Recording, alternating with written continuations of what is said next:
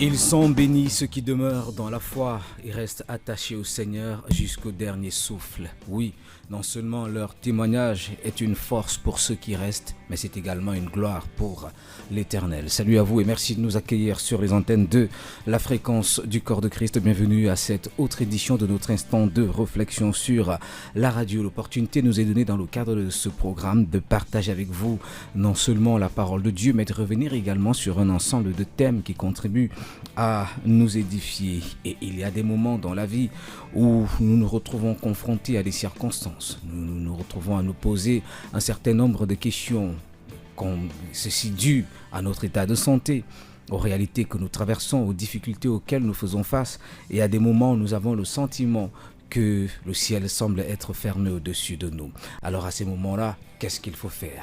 Nous voulons, avant d'entrer dans la réflexion de ce matin, parcourir un extrait de la parole de Dieu.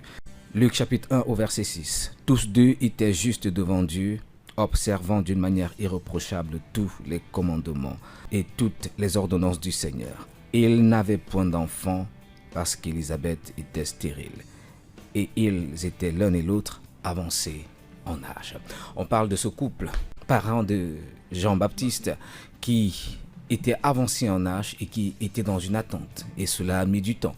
Et ils ont été fidèles à Dieu jusqu'au bout. C'est pas toujours évident et c'est de cela que nous voulons parler en cette semaine. Et pour en parler, nous avons le plaisir d'accueillir l'apôtre Emmanuel Ken. Bonjour à vous et bienvenue.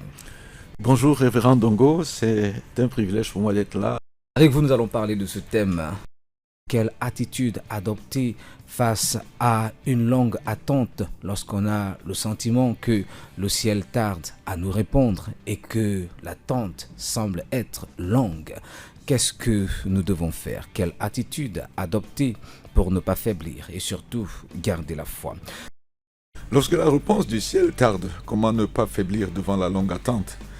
En considérant les us et coutumes de ce monde, en considérant le peu de choses que représente l'humain désormais reflété par l'usage que nous faisons de ce corps qui nous a été prêté illusion pour un temps court, temps pendant lequel, selon le train de ce monde, on se livre à toutes sortes d'usages frisant la démence, tellement l'humain a l'illusion de s'appartenir à lui-même et de n'avoir à rendre compte à personne de lui, illusion qui le pousse à se laisser aller à ses penchants qui malheureusement, sauf une grâce spéciale, se soldent toujours par une fin honteuse et dévalorisante malgré les apparences que les adeptes de ce système affichent pour dissimuler leur douleur. D'avoir été extirpé de ce labyrinthe, de ce carnage, d'être descendu de ce train de la mort, par le truchement de la puissance de l'Évangile et la plus grande délivrance de l'influence nocive de ce monde, délivrance pourvue par le ciel à quiconque fait l'expérience de Jésus-Christ par la nouvelle naissance. À défaut d'être un ramassis au sein de l'Église comme ces peuples qui, voyant sortir Israël d'Égypte, se joignirent à ce mouvement sans véritable compréhension de ce qui se passait, juste par opportunité du mouvement, ceux qui ont pris la mesure de ce qui se passait, les bénéficiaires de cette rédemption, une fois le voile de l'illusion ôté et la prise de conscience de ce que cette existence éphémère, avec ses valeurs supposées, ne sont qu'une grosse supercherie de Satan, devrait dire comme Paul, cause de l'ex. Mais ces choses qui étaient pour moi des gains, je les ai regardées comme une perte à cause de... Et même, je regarde toutes choses comme une perte à cause de l'excellence de la connaissance de Jésus-Christ, mon Seigneur, pour lequel j'ai renoncé à tout, et je les regarde comme de la boue afin de gagner Christ. Une fois le voile tombé et le vrai visage de ce monde révélé, bien que le véritable chrétien continuant en tant qu'humain d'avoir les attentes naturelles, celle-ci ne saurait regretter le moins du monde d'avoir quitté mieux échapper à ce système au point de faire les constats de longues attentes, car désormais, malgré tout, ce qui importe, c'est d'être avec ce libérateur heureusement fidèle. Ce que les autres appellent la longue attente est pour se racheter conscient l'école du brisement qui le conduit davantage au mépris du monde et à la résilience. Une école qui conduit au mépris du monde et à la résilience et qui certainement nous prépare à l'enlèvement. Et il faut le noter, apôtre, c'est une classe pas toujours facile à affronter. Mais c'est une classe incontournable. Soit on passe par cette classe et on est ce que Dieu veut que nous soyons les disciples, les fils de Dieu, soit on passe par autre chose, on est membre de l'Église, et puis l'Église apparaît comme un support pour que nous arrivions à ce que nous aspirons, et non, n'est-ce pas, ce tremplin pour avoir accès au ciel. Il faut faire ce choix. Je le disais hier, parfois il est dit que nous parlons, nous sommes durs, nous caressons pas, mais je disais justement pas de cajoler, parfois nous caressons, mais seulement nous caressons pas dans le sens du poil. Nous avons une mission, c'est d'amener les gens au ciel. C'est ça la mission de l'Église. Alors, nous n'allons pas faire l'évangile social qui fait que, n'est-ce pas, qu'on soit en train de cajoler les gens pour leur dire non, ça va aller, alors qu'il faut leur dire que tout s'arrête très bientôt et que Jésus revient. Donc, voilà, ce n'est pas une classe facile, ça n'a été facile pour personne et ce ne sera facile pour personne. On accepte cette école et on avance. On ne l'accepte pas, voilà, on fait comme Orpa qui est rentré à ses dieux. Alors, il faut préciser qu'ici, on parle finalement de la perspective avec laquelle on affronte la marche chrétienne, c'est-à-dire, est-ce qu'on est dans une perspective terrestre ou une perspective céleste, c'est-à-dire on est dans la vision du ciel ou alors dans la vision de la terre. Ok, oui, c'est ça que les questions, en fait, parce que, comme je le dis souvent, quelqu'un qui n'a pas la conscience du ciel et la conscience, n'est-ce pas, de l'enfer, ne travaillera pas pour aller au ciel et éviter l'enfer. Lorsque vous recevez l'évangile à dire que le Seigneur vous serez la tête, non la queue, Dieu vous fera du bien, alors on ne comprend pas qu'en fait, on est dans une bataille qui est au-delà de ses provisions. Alors, voilà, donc quand quelqu'un a passé le temps à recevoir ce message, à l'intégrer comme étant le message essentiel du salut, vous comprenez qu'il n'a pas d'aspiration du ciel. Et du coup, il ne peut pas s'imposer toutes sortes d'abstinences, justement pour hériter ce ciel. Donc voilà, malheureusement. Et ce n'est pas le fait de l'Église, c'est le fait des dirigeants. Qu'est-ce que nous véhiculons comme message pour que le peuple soit bâti comme ses fils, que Dieu attend que nous formions les fils de Dieu? Mais il y a une notion importante, c'est vrai, on peut faire des reproches aux dirigeants, on peut certainement interpeller les dirigeants quant à la qualité du message, mais chaque chrétien devrait normalement avoir une relation personnelle avec Dieu. Oui, mais en tout cas, chaque chrétien ne se baptise pas par lui-même. Il y a toujours quelqu'un qui baptise quelqu'un. Donc ça veut dire qu'il y a les gens qui sont établis. Vous savez, ce débat, ça a eu lieu, et ça a toujours lieu à l'église, où les gens pensent que tout le monde fait tout. Non. Il y a des gens que le Seigneur a mis à part pour ses missions d'accompagnement, d'encadrement, n'est-ce pas, le perfectionnement des saints. N'est-ce pas? Voilà. Donc il y a une mission de perfectionnement des saints, et cette mission est accomplie par ceux qui ont été mis à part et dotés des pouvoirs spécifiques pour accomplir cette mission. Et c'est à eux de reconnaître la responsabilité qui repose sur leur épaule, parce que il faut qu'ils sachent qu'ils rendront compte du message de la nourriture qu'ils ont donné au peuple. Voilà, donc voilà, c'est à cause de cela que nous évoquons toujours ici, n'est-ce pas, les leaders. Parce que il y a une chose qui est certaine, c'est que l'Église, très souvent, dans toute Église, lorsque vous arrivez, très souvent, lorsque vous voyez les chrétiens agir d'une certaine manière, c'est le reflet de qui est leur leader. Vous trouvez les chrétiens orgueilleux, c'est vrai parce que le leader est orgueilleux, ouais. Donc vous trouvez les chrétiens. Donc je voudrais ici parler de l'influence qu'a le leader sur le peuple. C'est ce que nous donnons au peuple qui se répercute en fait. Qui se répète et qui se reproduit dans leur vécu au quotidien. Alors, concrètement, apôtre Emmanuel Nken, ceux qui nous écoutent aimeraient savoir, alors que nous sommes en train de sortir de cette série, que faire? Que faire? Il faut savoir que nous devons absolument accepter l'école de la résilience, n'est-ce pas? Abraham s'y est inscrit, il est passé par cette école, et lorsque finalement Isaac, qu'il a longtemps, parce que nous parlons de l'attente longue, n'est-ce pas? Isaac, il a longtemps attendu et arrivé, bien qu'il était un très grand sujet de joie pour Abraham, sa venue n'a pas pris la place de cette amitié forgée pendant ce long parcours de douleur entre Abraham et son Dieu, au point qu'il ait à hésiter lorsque son maître lui demande de lui sacrifier, Dieu étant devenu pour lui son essentiel. Anne aussi a bu le mépris et la moquerie jusqu'à la lie durant la longue attente de Samuel. Mais lorsque celui-ci a fini par arriver, elle n'a pas hésité un seul instant de le placer au service de l'Éternel, car dans son parcours douloureux, elle a compris que Dieu est son essentiel. Joseph a été vendu par ses frères et a passé de nombreuses années de douleur dans l'espérance que son rêve finisse par se réaliser. Mais lorsque ses frères ont craint qu'il leur fasse du mal, la résilience acquise et la maturité, fruit de ces longues années d'attente émaillées de douleurs insoutenable, il leur dira: vous avez planifié le mal, mais Dieu l'a transformé en bien. Job, dans sa souffrance atroce, la perte de toute sa famille et ses biens, alors Job se leva, déchira son manteau et se rasa la tête, puis, se jetant par terre, il se prosterna et dit: Je suis sorti nu du sein de ma mère, et nu je retournerai dans le sein de la terre. L'Éternel a donné et l'Éternel a ôté, que le nom de l'Éternel soit béni. En tout cela, Job ne pécha point et n'attribua rien d'injuste à Dieu. Nous allons prendre le cas de Ruth, Ruth qui est différente de Orpa. Naomi dit à Ruth, voici ta belle-sœur est retournée vers son peuple et vers ses dieux, retourne comme ta belle-sœur. Ruth répondit, ne me presse pas de te laisser te retourner loin de toi. Où tu iras, j'irai, où tu demeureras, je demeurerai. Ton peuple sera mon peuple et ton Dieu sera mon Dieu. Aussi le cas de l'apôtre Paul qui dit, et maintenant, voici lié par l'Esprit, je vais à Jérusalem, ne sachant pas ce qui m'y arrivera. Seulement, de ville en ville, l'Esprit Saint m'avertit que des liens et les tribulations m'attendent. Mais je ne fais pour moi-même aucun cas de ma vie comme si elle m'était précieuse, pourvu que j'accomplisse ma course avec joie et le ministère que j'ai reçu du Seigneur Jésus-Christ d'annoncer la bonne nouvelle de la grâce de Dieu. Nous avons le cas de Jésus. Jésus, au lieu de se plaindre de l'abandon de son Père, déclarera à la croix, tout est accompli. Pour quelqu'un qui a considéré d'où il a été tiré pour être avec Dieu désormais, ni la tardive réaction du ciel, ni la longue attente ne pèsent autant que la conscience de la délivrance qui lui a été accordée gratuitement. Il sait dire, non pas ce que je veux, mais ce que tu veux. Alors finalement, en fait, on est dans un schéma où la priorité du chrétien devrait être tout simplement l'accomplissement des desseins de Dieu. En fait, simplement, c'est vrai qu'arriver à cette compréhension, c'est un long voyage. Mais il faut que très tôt, nous, les leaders, les pasteurs, mettent les chrétiens à cette école de résilience, en leur faisant comprendre qu'il n'y a rien. C'est vrai que pour que l'homme intègre que tout ce que nous voyons n'est qu'illusion, il faut qu'il passe par la douleur. Donc voilà pourquoi, puisque la prompte compréhension n'est pas évidente juste par le propos, il faut bien que le Seigneur nous conduise dans ces chemins difficiles pour que nous puissions parvenir par la déduction de ce que ce monde, les rêveries, n'est-ce pas, ce n'est que vraiment des fantasmes, parce qu'il n'y a rien dans ce monde, tout est en Christ. En fait, on revient à ce que vous avez évoqué au départ.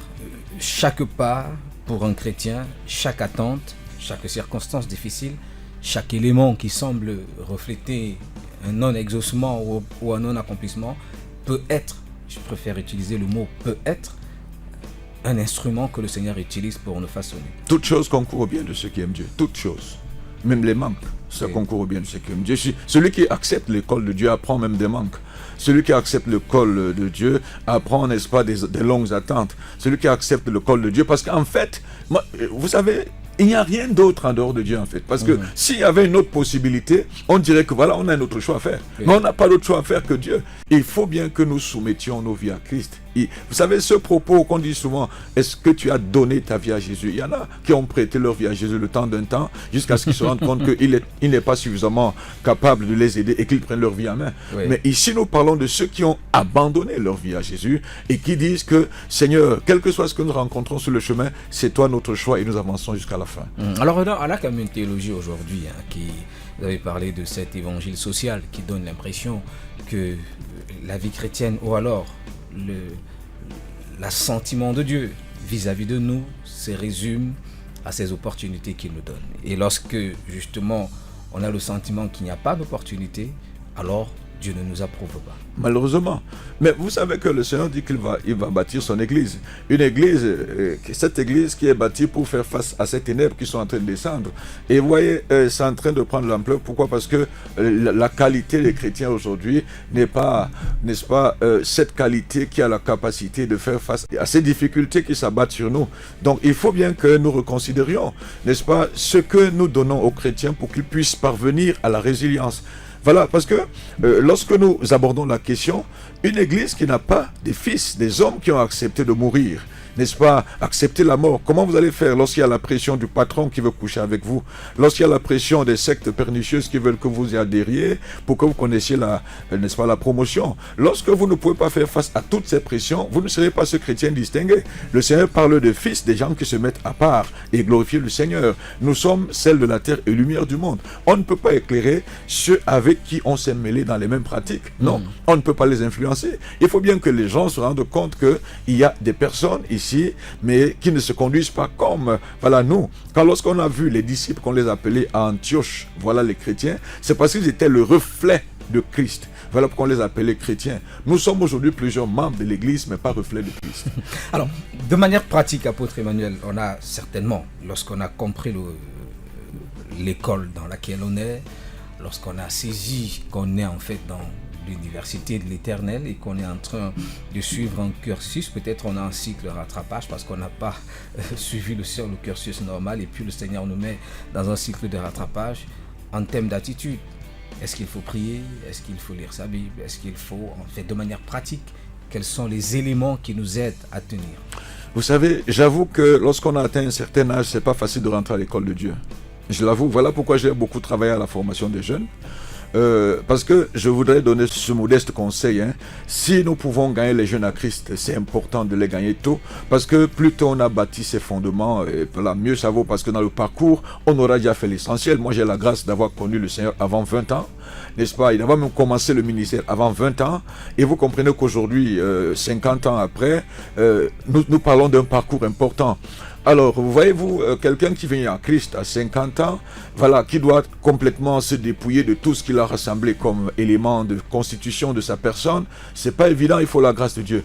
Donc, je voudrais dire que comment ça se passe, c'est une école qu'on accepte, surtout lorsqu'on a la possibilité, qu'on est encore jeune, n'est-ce pas, de faire cette école, de mettre ses fondements et de monter son existence sur ses fondements. Et il faut savoir que la repentance aussi est possible et authentique, elle est possible lorsqu'on a atteint un certain âge. Parce qu'il faut comprendre que, n'est-ce pas, c'est Jacob. C'est Jacob, lorsqu'il se rend compte qu'il est berné et qu'il choisisse maintenant de rentrer à Dieu, il a un certain âge. Et quand il revient, il faut savoir qu'il y a des repentances, les retours au Seigneur qui pourront nous coûter même les handicaps. Jacob a compris qu'il fallait qu'il rentre et qu'il retrouve son identité parce qu'il était un fils, n'est-ce pas, prophétique, et il fallait bien qu'il trouve son identité d'Israël. Ça lui a coûté, n'est-ce pas, de combattre avec Dieu toute une nuit, de perdre, n'est-ce pas, sa hanche dans cette bataille, mais il a dit, cette nuit-là, je vais rattraper ce que j'ai perdu depuis plus de 20 ans. Il y a des choses que nous avons faites, n'est-ce pas, qui nous ont empêchés d'entrer dans ce que le Seigneur a planifié. Il faut rentrer, mettre les choses en ordre. Dans le Seigneur, il n'y a pas de raccourci. Vous allez toujours rentrer faire ce que Dieu voudrait que vous fassiez. Les prières que nous faisons en avançant pour rattraper, non, ça ne marche pas. Il y a les choses à mettre en règle pour que nous soyons dans le plan parfait de Dieu. Donc voilà, il faut bien se mettre à l'école et accepter cette école. Vous l'avez évoqué, je vais revenir dessus, qu'il peut avoir, je préfère toujours le dire ainsi, il peut avoir sur le chemin, alors que nous sommes en train d'avancer vers l'accomplissement des promesses, des obstacles. Des obstacles dus, cette fois-ci, peut-être aux entités spirituelles. Alors, dans ce cas, que faire? Dans ce cas, que faire? Premièrement, pour discerner d'abord. Oui, il faut discerner. Deuxièmement, pour justement pouvoir les affronter. Que faire? D'abord, je voudrais rassurer l'Église, parce que lorsque nous faisons ce débat, c'est comme si on a un père qui n'est tellement pas responsable qu'il nous abandonne dans le combat. Il faut comprendre que la Bible déclare que Jésus nous a délivrés de la puissance des ténèbres, il ne nous a pas laissé tomber, il nous a transportés dans son royaume. Il faut comprendre qu'il y a un préalable dans ce parcours et dans tous ces débats que nous faisons, c'est que le Seigneur s'assure de notre quotidien. Vous savez, à chaque jour suffit sa peine, dit la Bible. Le Seigneur ne manque pas d'être le pourvoyeur de chaque jour. Nous sommes dans ce débat parce que nous parlons des promesses spécifiques, des choses dans lesquelles le Seigneur veut se glorifier. En réalité, tout enfant de Dieu ne manque pas d'avoir ce qui est nécessaire pour sa vie au quotidien. Maintenant, lorsque nous avançons, donc il faut discerner, est-ce que ce à quoi je postule, ce vers quoi je cours, est ce que Dieu veut que je fasse ou bien ce que moi-même je veux? Donc il faut ce discernement. Mon projet c'est moi-même ou c'est le plan de Dieu? Alors lorsqu'on a commencé à faire cette différence, qu'on a compris que c'est moi-même, on le laisse parce que c'est pas de Dieu. Maintenant si c'est de Dieu, on rencontre les difficultés. Alors dans ces difficultés, on doit mener le combat. Le combat spirituel, c'est pas nécessairement passer des nuits à crier au nom de Jésus de chasse, mais davantage à confesser la victoire par la foi dans cette situation et à continuer, n'est-ce pas, d'essayer de faire jusqu'à ce qu'on finisse par faire. Parce qu'il y a parfois, lorsqu'on rencontre les difficultés, il y en a beaucoup qui démissionnent. On ne doit pas démissionner. On doit pouvoir continuer de faire et jusqu'à la fin. Je vais prendre un exemple, ce que je disais souvent quand j'étais célibataire. Je disais, si je suis dans une église qui a au moins 20 rangées, je demande à la sœur du premier banc, je vais t'épouser, elle dit non. Deuxième, troisième, jusqu'au 20e. Lorsque la 20e me dit non, je casse le mur parce qu'il y a une autre qui est derrière. Il y a une chose qui se passe avec le chrétien, ne t'arrête jamais de foncer dans ce que le Seigneur t'a demandé de faire. Les choses peuvent apparaître difficiles, mais casse les murs, avance, jusqu'à ce que tu rencontres ce que Dieu a planifié et que tu le fasse. Si tu n'es pas déterminé, la vie chrétienne n'est pas pour les poules mouillées, c'est pour des hommes déterminés, des batailleurs, des guerriers, n'est-ce pas? Si vous n'êtes pas comme ça, vous n'allez absolument rien faire. La Bible parle de la violence. Le royaume est comment il est forcé. Et qu'est-ce qui se passe? C'est les violents qui s'en emparent. Alors, l'accomplissement du plan de Dieu, c'est pour les violents. Vous savez, si vous vous laissez complexer par ceux qui disent que vous ne valez rien, vous n'allez pas accomplir ce que Dieu veut que vous accomplissiez, qui est tellement élevé. Et quand vous dites que mais vous n'avez pas le niveau pour ça, vous devez faire ce que Dieu vous a demandé de faire et le faire avec foi.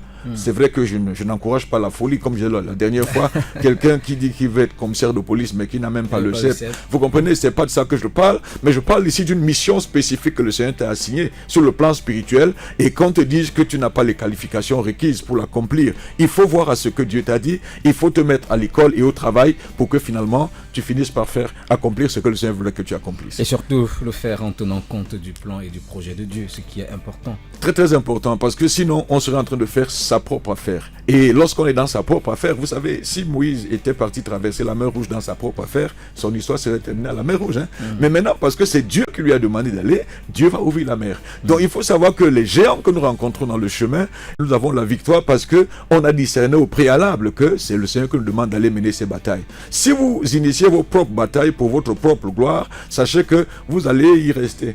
Ouais, voilà, le Seigneur va vous abandonner et vous allez commencer à dire, mais Seigneur, pourquoi tu m'abandonnes? Non, c'est parce que c'est pas lui qui t'a demandé. Il faut que nous discernions les missions que le Seigneur nous assigne, les projets que nous avons qui sont de nous ou bien qui sont de Dieu. Lorsque nous avons la claire, n'est-ce pas, compréhension de toutes ces choses, le voyage, certes, n'est pas très facile, mais au moins, on a moins de casse dans le parcours. Moins de casse dans le parcours et certainement on avance avec plus de paix. Plus de paix, puisqu'on est soutenu. Il y a quelqu'un qui nous soutient. Il sait, c'est lui qui nous a assigné la mission. Il sait que c'est pas facile, n'est-ce pas? Vous voyez, l'échelle, n'est-ce pas, de l'église, n'est-ce pas, là où il y a les anges qui montent, qui descendent, qui soutiennent le chrétien, parce qu'il s'agit de l'image de l'église. Le chrétien qui monte et qui, voilà, il y a les difficultés et les anges de temps en temps l'aident dans ce parcours. Donc, dans cette mission, le Seigneur nous soutient d'une manière ou d'une autre. Il ne faut donc pas paniquer lorsqu'on a le sentiment que l'attente semble être longue. Il ne faut pas croire que Dieu nous a classés. Le Seigneur est ma victoire. Merci à vous, apôtre Emmanuel Nkem, d'avoir été avec nous tout au long. C'est moi qui vous remercie.